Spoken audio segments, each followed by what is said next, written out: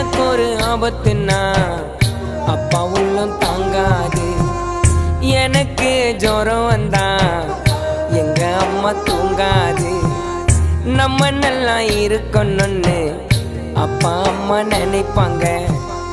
ரோட்டில் உழைப்பாங்க, உச்சி வெயிலில் உழைப்பாங்க, உயிரையும் கொடுப்பாங்க.